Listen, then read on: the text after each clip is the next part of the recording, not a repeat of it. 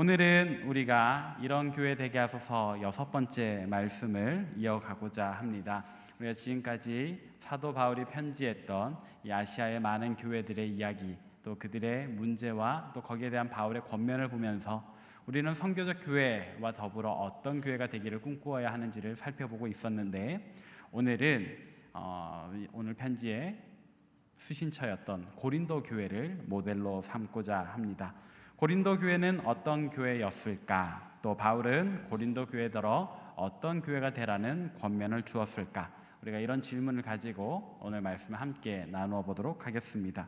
먼저 우리가 고린도 교회의 상황을 살펴보기 전에 이 도시의 상황을 함께 살펴보도록 하겠습니다. 고린도라고 하는 도시는 어떤 도시였을까요? 여러분들이 세계 지도를 찾아보시면 고린도라고 하는 지명을 찾아보기는 좀 어려우실 겁니다. 그러나 이제 지중해 연안의 특징을 보면 이렇게 해안선이 고르지 않다라는 것을 발견하게 됩니다. 지중해 연안의 이 해안선은 이렇게 굉장히 구불구불합니다.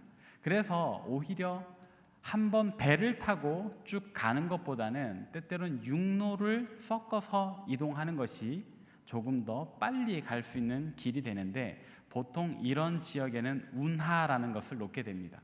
그러니까 이 고린도 도시도 마찬가지, 이쪽 편에 이오니안 해협이라는 곳이 있고 바로 반대편에 에게해가 놓입니다. 이제 이 지역을 바다로 가려면, 배를 타고 가려면 이 이오니안 해협을 지나서 쭉 내려갔다가 에게해로 올라와야 되는 거예요. 근데 요 한가운데 굉장히 얇은 지형이 있고 거기에 고린도라는 도시가 있는 거예요. 그래서 뱃사람들이 물건을 싣고 와서 고린도 도시에 내렸다가 마차로 하루 정도만 가서 다시 배를 싣고 가면, 원래 배 한 척으로 이동하는 것보다는 적게는 보름, 많게는 한 달 이상의 시간을 세이브할 수 있었기에 많은 사람들이 고린도 도시를 그렇게 육로로 이용을 했다는 겁니다. 자, 그러다 보니까 이 고린도라는 도시가 이 교통의 요충지, 무역의 중심지가 되는 거예요. 먼 옛날에는 버려진 도시였는데 로마 제국이 서고 나서, 이렇게 로마 제국의 특징은 도로를 잘 놓는 거잖아요. 그래서 속담에도 모든 도로는 로마로 통한다, 모든 길은 로마로 통한다라는 말이 있을 정도인데, 이런 로마였기에 고린도라고 하는 도시를 가만히 내버려 둘 리가 없죠. 계속해서 발전을 시킵니다. 그래서 이 지방을 아가야라고 부르는데, 아가야 아니고 아가야 지방이라고 부르는데, 이 고린도 도시를 아가야 지방의 수도로 이렇게 도청 소재지로 삼았습니다. 자, 그러다 보니까 이 고린도 도시는 이제 탄탄대로를 걷게 되는 거예요. 많은 사람들이 몰려옵니다. 물자가 모입니다. 돈이 모입니다. 이런 도시의 특징이 몇 가지가 있는데, 먼저 첫 번째로 고린도 도시가 가졌던 특징, 아까 말했다시피 정말 많은 사람들이 모여와요. 그런데 그 많은 사람들의 대부분이 배움이 높은 이렇게 지식인층이었을까요? 아니면은 막노동을 하는 인부들이었을까요? 아까도 말씀드렸다시피 이렇게 무역선이 이렇게 배에 짐을 싣고 와서 고린도에서 내렸다. 그리고 바로 반대편에서 다시 배에 짐을 실는다. 자, 요렇게만 봤을 때 고린도라는 도시의 대부분의 이 인력들은 무슨 일을 하는 사람들이었을까요? 뱃사람 혹은 짐을 싣고 나르는 사람들입니다. 꼭 그런 것은 아니지만 이 직업의 특성상 이렇게 건전한 생활을 하는 사람이라기보다는 좀 불량스러운 생활을 하는 사람들이 이 도시에 많았을 겁니다. 여러분들이 과거에 중세 이전에 뱃사람이라고 하면 보통 어떤 이미지를 그리십니까? 오늘날 우리 해군들과 같이 멋지게 하얀색 이렇게 선원 복장을 입은 그런 사람을 생각하시나요? 오히려 캐리비안 해적에 나오는 그런 사람들의 이미지가 그때 당시 뱃사람 이미지에 더 가까울 겁니다. 자, 그런 사람들이 많이 모였다. 그러다 보니까 거리에선 늘 술파티가 벌어지고 늘 싸움이 벌어지고 그랬다. 이게 고린도 도시가 가지는 첫 번째 특징이었습니다. 자, 두 번째 특징은 무엇이었을까요? 이때 당시에 돈이 모이는 곳에는 항상 따라오는 건물이 있습니다. 그건 뭐냐? 이교도 신전입니다. 교회나 성전보다는 이교도 신전이 훨씬 더 빨리 그리고 훨씬 더 크고 웅장하게 세워집니다. 그리고 이때 당시에 이교도 신전에선 다 그 성전 창기라고 하는 것을 운영을 합니다. 이교도 제2가 좀 불성실한 삶을 사는 사람들에게 더 매력적으로 다가오는 이유는 그런 성행위, 성매매를 공식적으로 인정해 준다는 데 있어요. 자, 뱃사람들이 모여온다고 했습니다. 그죠? 뱃사람들은 특별히 미신에 약합니다. 왜냐? 이 지중해 바다에는 늘 이렇게 미친 바람, 태풍이 자주 불어요. 성경에도 유라굴로라고 하는 이 태풍이 나오고요. 혹시 우리 과거에 대항해 시대라는 게임을 많이 하신 분들은 지중해 바다를 운행하다가 태풍에 맞아서 캐릭터가 죽는 경험을 많이 했을 겁니다. 그러니까 웃으시는 분은 공감하시는 분인데 실제로 이 지중해 바다는 태풍이 많이 불어요. 그러니까 이 뱃사람들이 거대한 바람, 그 파도에 목숨을 많이 잃는 거예요. 그러다 보니까 종교심이 발달을 합니다.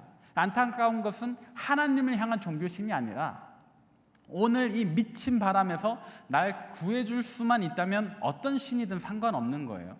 그런데 이교도 신전에 갔더니 특히나 이 남성들의 이 성욕을 자극하는 그 성전 창기들이 나와 성관계를 맺으면 나의 신이 너를 지켜줄 거야 라고 얘기를 한다는 겁니다. 그리고 이 도시에서는 이것을 적극적으로 장려를 했어요. 그러다 보니까 이 성매매 문화가 합법이고 점점 더 발달해 갔다라는 거죠. 그래서 고린도라는 도시에는 굉장히 문란한 성적 생활이 특징이었습니다. 그래서 다른 지방에서 어떤 여인이 이렇게 사는데 고향이 어디예요? 라고 물었을 때 저는 고린도가 고향이에요 라고 한다면 의뢰히 이 창기였던 것으로 생각을 할 정도다. 단지 그 지방 출신인데 그 모든 고린도 여자는 다 몸을 파는 여성으로 생각했을 정도로 고린도라는 도시의 문란함이 대단했다. 또 그런 말도 있다고 해요. 고린도 스타일로 오늘은 성생활을 합시다라고 하면은 그 각종 변태적인 성행위를 자연스럽게 생각할 정도였다고 하니까 이 고린도라고 하는 도시가 얼마나 문란하고 더러운 성생활을 했는가가 나오는 겁니다. 자, 이게 고린도 교회가 세워진 도시의 배경입니다. 고린도 교회는 이렇게 불안한 불성실한 이렇게 좀 수준 낮은 생활을 하는 사람들, 그리고 굉장히 더럽고 문란한 성생활의 배경 가운데 하나님을 구주로 믿으면서 우리가 정말 하나님의 백성답게 살리라 하며 모여서 신앙생활을 하는 사람들의 모임이었습니다. 자, 그래서일까요? 고린도 교회는 놀라운 성령의 축복을 누립니다. 그 놀라운 성령의 축복은 무엇이었는가? 우리가 오늘 본 말씀 26절을 통해서 함께 발견해 봅시다. 함께 읽어보겠습니다. 시작. 형제들아 어찌할까? 너희가 모일 때에 각각 찬송시도 있으며 가르치는 말씀도 있으며 계시도 있으며 방언도 있으며 통역함도 있나니 모든 것을 덕을 세우기 위하여 하라. 아멘. 자, 우리는 방금 이 말씀을 통해서 고린도 교회가 어떤 축복을 누렸는지를 발견할 수 있습니다. 고린도 교회는 어떤 축복을 누렸는가? 사도 바울이 이야기를 합니다. 고린도 교회 성도들아 너희가 모였을 때 찬송시가 있지 않느냐. 여기서 말하는 찬송시는 굉장히 신령한 노래예요. 아까 우리 SD 워십과 함께 찬양했던 노래 부분에서도 그런 부분이 있잖아요. 위대하신 주, 여러분 곱씹어 부르면서 우리가 마음속에서 차오르는 어떤 감동, 그것으로 인해서 꼭 정해진 멜로디가 아니라 할지라도 우리 입에서 자연스럽게 흘러나오는 어떤 신령한 노래, 그만큼 고린도 교회는 예배할 때 어떤 성령의 감동을 강하게 느꼈던 그런 교회였다. 자, 이어서 가르치는 말씀, 하나님의 말씀이 무엇인지 우리가 성경책 읽으면 너무 어렵잖아요. 개역 개정판 말씀이 너무 어려운 말이잖아요. 그게 이제 저와 같이 여러분들에게 말씀을 풀이해주고 이렇게 말씀을 바르게 이해할 수 있게 가르치는 교사들이 또 많았다. 심지어 계시도 있었다. 오늘 하나님의 뜻이 우리를 향해서 어떤 말씀을 전해주는가를 또 즉각적으로 깨닫는 사람들도 있었고, 방언도 있었다. 이해할 수 없고 다 알아들을 수는 없지만 분명히 신령한 언어, 이 땅의 언어일 수도 있고 이 땅의 언어가 아닐 수도 있으나 분명히 우리의 기도를, 우리의 언어를 대신하는 어떤 신령한 말이 막 나온다. 또 그 통역함, 이게 무슨 말인지를 통역해주는 은사까지, 어떤 성령의 직접적인 정말로 신기한 어떤 체험이 이 고린도 교회는 넘쳐났습니다. 어느 정도로 넘쳐났냐? 방언을 막 이 사람 저 사람 다 하는 거예요. 고린도 교회 사람이라고 하면, 고린도 교회 성도라고 하면 기본적으로 방언은 다 하는 거예요. 그래서 방언하는 사람과 못하는 사람들 간에 어떤 이 위화감이 생기기 시작하는 겁니다. 생각해 보세요. 그런 일이 있을 수 있지 않겠어요? 나는 방언을 해. 하나님께서 나를 감동시켜서 성령이 내게 충만하게 임해서 나는 방언을 해. 근데 내 앞에 어떤 이는 방언을 못해. 그러면 저 사람보다 내가 좀 더 성령 충만한 것 같지 않을까요? 또 어떤 사람은 방언을 하는데 굉장히 소심하게 합니다. 근데 어떤 사람은 막 감동이 넘쳐나가지고 방언을 막 와 하면서 하는 거예요. 네. 그러면은 그 자신 있게 방언하는 사람, 심지어 방언의 언어도 막 하나 하는 사람보다는 5개, 6개 하는 사람, 어떤 사람이 더 성령에 감동된 사람일 것 같을까요? 자, 여기에서 고린도 교회가 받은 축복이 오히려 고린도 교회의 많은 문제점들로 나타나는 것을 우리가 보게 됩니다. 정말 놀라운 성령의 역사를 누린다라는 축복이 있었던 반면에, 한편으로는 그 축복을 가지고 서로 간에 높고 낮음을 판단하는 기준으로 삼았던 것. 그래서 내가 적어도 쟤보다는 더 성령님에 가까운 사람이니까 내가 교회에서 저 사람보다는 좀 더 높은 자리에 앉아야 하지 않을까라고 생각을 하기 시작하는 거예요. 자, 어떤 사람이 이번 주에 새신자로 왔어요. 근데 이 사람이 막 방언을 막 수도 없이 합니다. 심지어는 안수기도를 하면 병이 막 고쳐져요. 이 사람이 이야기를 한 거예요. 자, 이 교회에서 나보다 성령 충만한 사람 나와보세요. 없는 겁니다.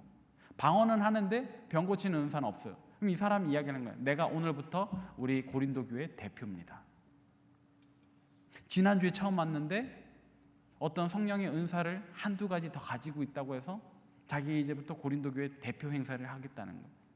자, 그러다 보니까 고린도 교회 안에 막 파벌이 나뉘는 겁니다. 어떤 사람들은 야, 그게 무슨 말이야 하겠고, 어떤 사람들은 진짜 능력자가 나타났네 하면서 서로 이렇게 팔을 나눠서 싸우기 시작하는 거죠. 성령의 충만함이 넘쳐났던 교회이자 그 성령의 충만함을 가지고 잘못 사용했던 교회가 바로 고린도 교회였다.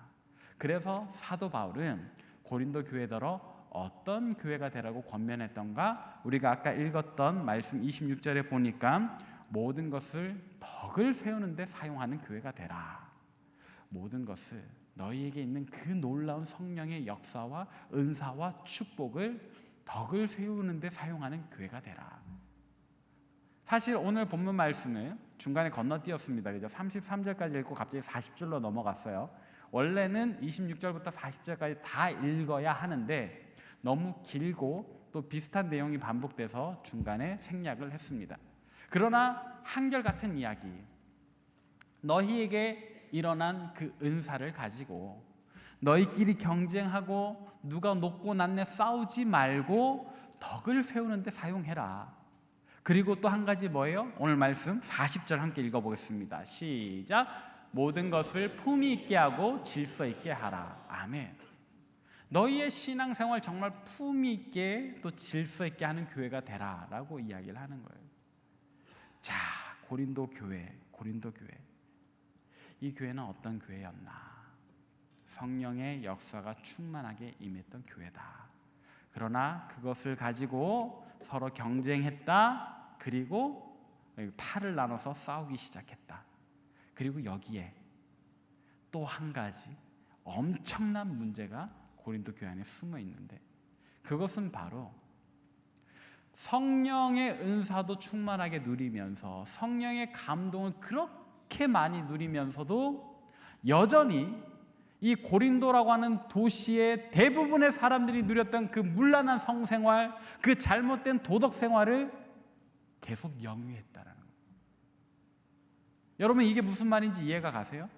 교회에서 예배 드릴 때는 신령한 노래를 막 불러요. 두 손도 높이 들고요. 자리에서 일어서가지고 정말 하나님께 감동된 것처럼 예배를 합니다. 그러나 교회 문만 나서면 어떻게 해요? 바로 이교도 신전에 가서 성매매를 하는 거예요. 그 더러운 성생활을 계속 영위를 하는 거예요. 성도가 거룩한 생활과 더불어서 더러운 생활을 함께 영위하고 있었다는 겁니다. 이것이 가능한가? 가능해요. 실제로 일어나고 있어요. 고린도 교회 성도들이 그런 문제를 겪고 있었다고요. 사도 바울이 보니까 기도 안 차는 거예요. 어떻게 그토록 강력한 성령의 체험을 하면서 너희가 그 고린도 도시의 그 더러운 그 문란한 생활을 함께 영위할 수 있는가? 그래서 바울이 이야기하는 거예요.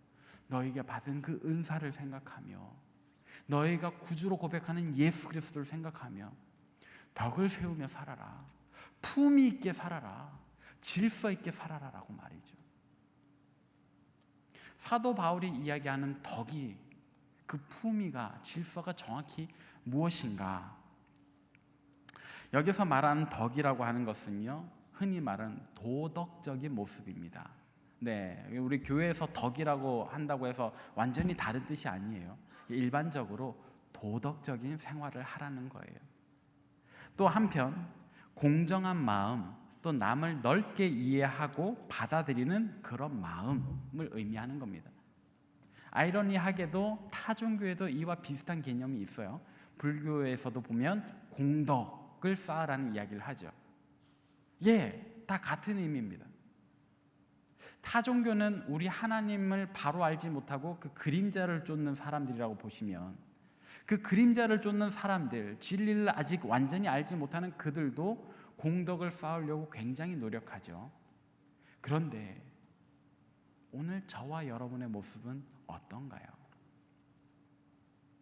제가 얼마 전에 그런 예를 들었을 겁니다. 유튜브에서 봤다고 하면서 주차를 잘못했습니다. 남의 집 마당에 그 집 주인의 차를 막아놓고 본인은 예배를 드리고 있습니다. 집주인이 공손하게 부탁을 합니다. 제가 지금 급히 나가야 하니까 차를 좀 빼달라고. 가로막은 차의 주인이 어떤 권사님이셨나 본데 그분이 얘기를 합니다. 예배 시간에 무례하게 문자 보내시는 당신은 누구죠? 저는 집주인입니다. 제가 꼭 좀 나가야 합니다. 예배 중이시더라도 나와서 차를 좀 빼주십시오. 연락하지 마세요. 차단. 그리스도인이 교회에 와서 예배 드린 거 너무나도 좋은 모습이죠. 참으로 아름다운 모습입니다. 그러나 이 예배 행위 때문에 그 마당에 차가 가로막힌 집주인은 다시는 교회를 다니지 않을 겁니다. 고린도 교회 성도들의 모습도 마찬가지였어요. 그들이 예배하는 모습을 아마도 그 도시 사람들이 오며 가며 많이 봤을 겁니다. 신령한 말을 하는 것, 신령한 노래를 하는 것, 무언가 강한 신이 임한 것 같은 그런 열광적인 예배 현장을 많은 사람들이 봤을 겁니다. 그러나 그와 더불어서 그들이 그 예배 장소에서 나와서 바로 이교도 신전으로 가서 우리와 똑같은 그 불법적인 행위, 그 더러운 행위를 함께 영위하는 것도 보았을 겁니다.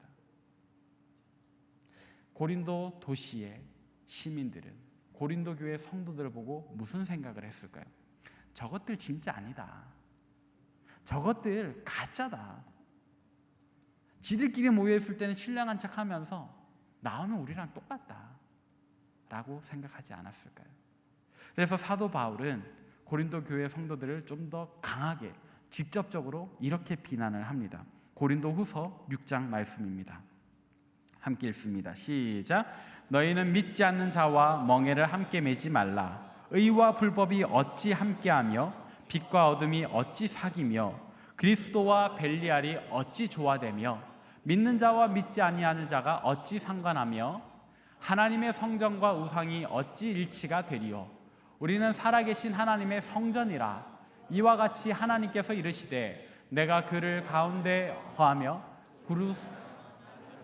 하나님이 되고 그들은 나의 백성이 되리라.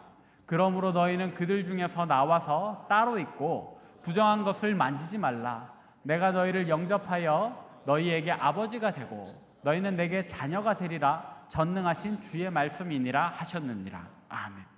사도 바울이 이야기를 해요. 하나님께서 말씀하신다. 너희가 어떻게 믿지 않은 사람들과 믿지 아니하는 사람들과 그런 생활을 공유하고 있느냐. 너희 의로운 자들이 어찌 그 불의한 자들과 똑같은 행동을 하느냐. 그리스도의 제자인 너희가 어찌 벨리알 그 사탄의 자녀들 같은 행동을 하고 있느냐. 너희는 하나님의 성전인데 어째서 이교도 신전에서 하는 그런 행위를 하고 있느냐. 그러지 마라. 그러지 마라. 너희가 정말로 하나님의 백성이냐? 너희가 정말로 그리스도의 제자냐? 너희가 정말로 성령의 사람이 맞느냐? 그렇다면 성령의 사람답게 행해라 라고 이야기를 하는 거죠. 그리스도인은 분명히 세상과 구분되고 구별되는 사람들이어야 합니다. 그렇다고 해서 우리가 세상과 완전히 나와서 살 수는 없죠. 속세를 끊어낼 수는 없지 않습니까? 우리 삶의 현장이 여전히 세상 아닙니까? 그렇다면 우리는 어떻게 살아야 할까요? 우리의 행동을 돌아보아야 합니다.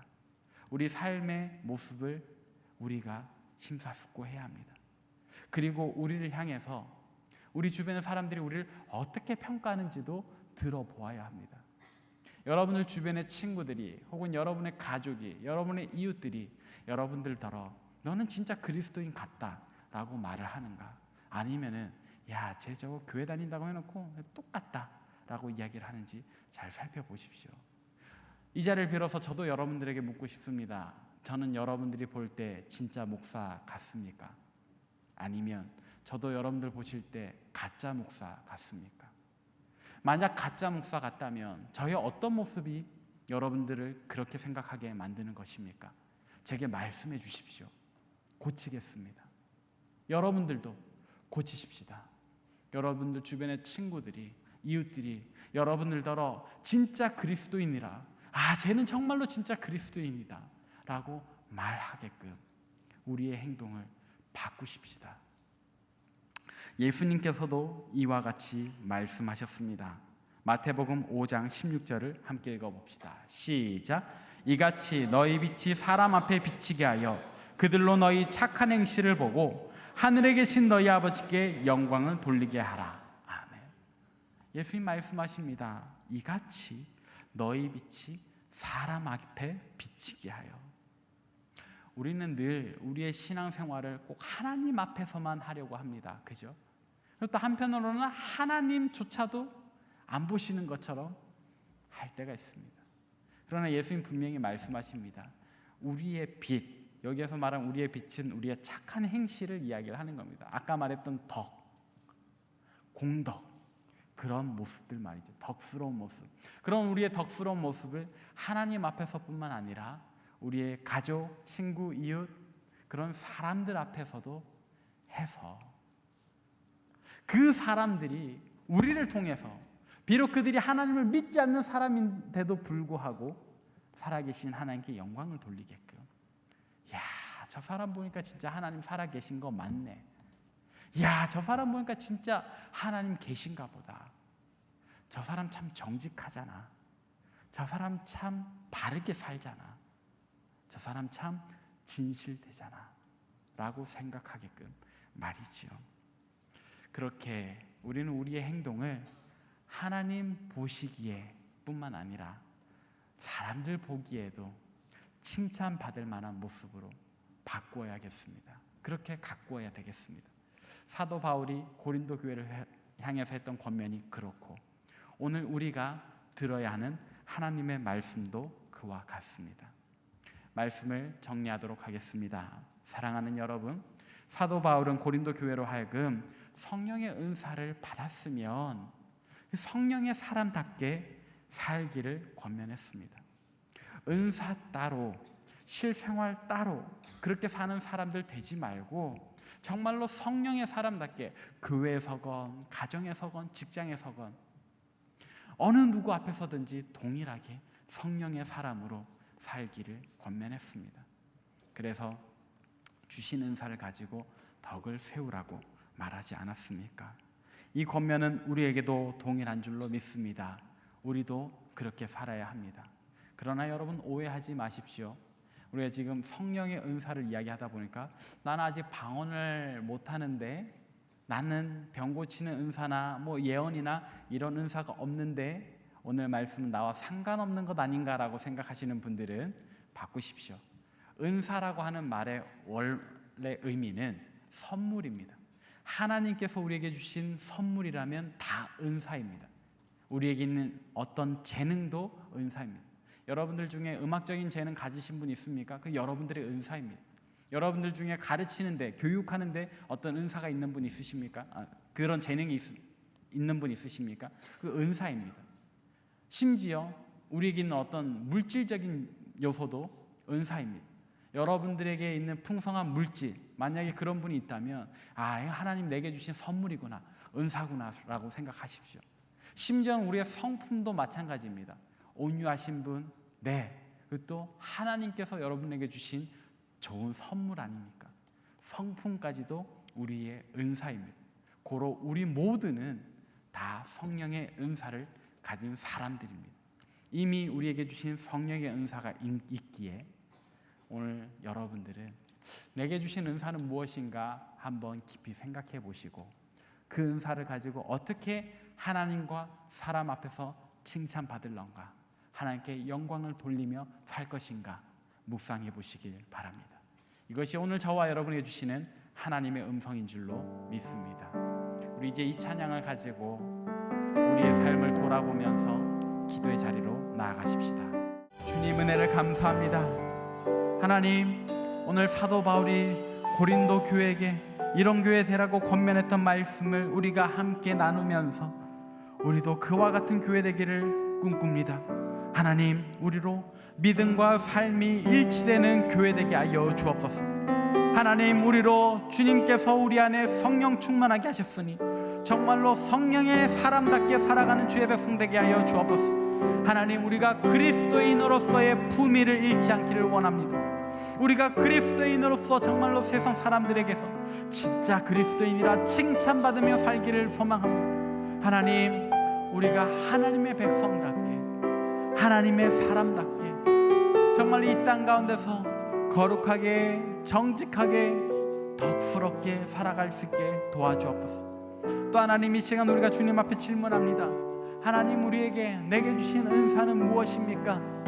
하나님, 이전에 주셨던 그 특별한 은사들을 깨달은 이들은 그 은사로 하나님께 영광 돌리며 살아갈 수 있게 도와주시고, 혹 아직 내게 어떤 은사를 주셨는지 깨닫지 못한 이가 있다면 하나님, 오늘 이 하루 동안에 주님 말씀하여 주옵소서. 우리가 주님 주신 은사를 감사하며 그 은사를 가지고 세상에서 빛으로 살겠나이다. 정말로 하나님께 영광 돌리는 그 아름답고 선한 빛으로 이 땅 가운데 살아가기를 소망하오니 주여, 우리로 참으로 그런 교회 되게 하여 주옵소서. 이제는 우리 주 예수 그리스도의 은혜와 하나님의 진실하신 사랑과 성령의 교통하심이, 하나님께서 주신 그 성령의 은사들을 하나하나 감사하며 또 그 은사들을 가지고 정말로 주님의 몸된 교회의 덕을 세워나가며 또 세상 가운데서도 착한 행실로서 모든 믿지 아니하는 그리스도인들에게서도 정말로 진짜 그리스도인이라 칭찬받으며 살기를 소망하며 다짐하는 이 자리에 모인 모든 주의 백성들 머리 위에, 또 세계 각지에서 목숨 걸고 사역하시는 우리 귀한 선교사님들 그 가정과 사역 위에, 우리 조국 대한민국과 저 북녘 땅과 온 세계와 열방 위에 이제로부터 영원토록 함께하시기를 간절히 축원하옵나이다. 아멘.